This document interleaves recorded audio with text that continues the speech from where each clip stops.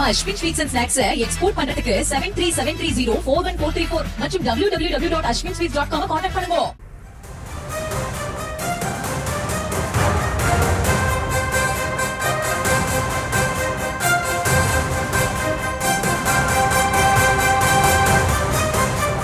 அண்மை செய்திகளை பார்த்து வருகிறோம். திமுக சார்பில் சட்டமன்ற தேர்தலில் போட்டியிட விருப்ப மனு அளித்தவர்களிடம் நேர்காணலானது நடைபெற்று வரக்கூடிய சூழலில் இது தொடர்பான முழுமையான விவரங்களோடு இணைகிறார் செய்தியாளர் பாரி கார்த்திக். அவரிடம் பேசலாம்.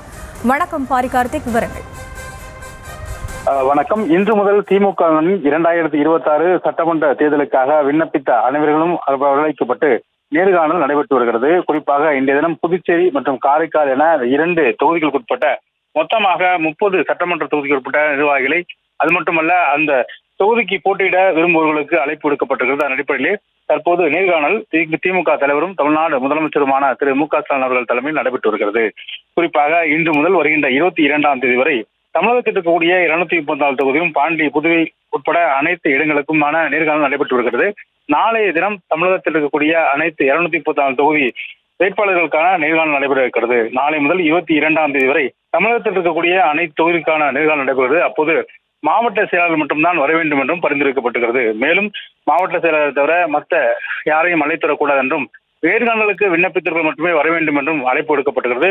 மேலும் தொடர்ச்சியாக வரும்பொழுது எந்த ஒரு சிபாரிசு உள்ளிட்ட கடிதங்களோ எடுத்து வரக்கூடாது என்றும், அதே போல விண்ணப்பித்தவர்கள் அந்த ரசீதை கையில் வைத்திருக்க வேண்டும் என்றும் அவர்களுக்கு அழைப்பிலேயே கொடுக்கப்பட்டிருக்கிறது.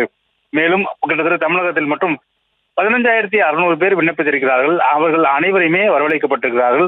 ஒவ்வொருவரும் மாவட்ட ரீதியாக அமர்ந்து முதலமைச்சர் பல்வேறு விஷயங்களை கேட்டறிந்து வருவார்.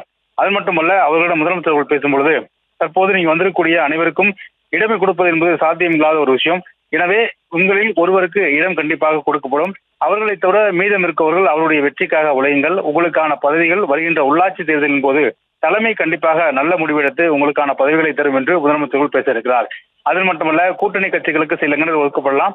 எனவே கூட்டணி கட்சிகளுக்கு ஒதுக்கப்படும் இடங்கள் கூட நீங்கள் சிறந்த முறையில், அதாவது திமுக வேட்பாளருக்கு பணியாற்றும் வகையிலே நீங்கள் சிறந்த முறையில் பணியாற்றி அவர்களுடைய வெற்றியை உறுதி செய்ய வேண்டும் என்றும் முதலமைச்சர்கள் பேச இருக்கிறார்.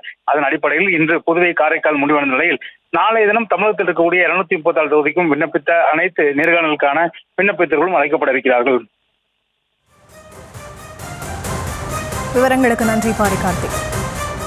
நம்ம Ashwin sweets and snacks export பண்றதுக்கு 7373041434 மற்றும் www.ashwinsweets.com கான்டாக்ட் பண்ணுங்க.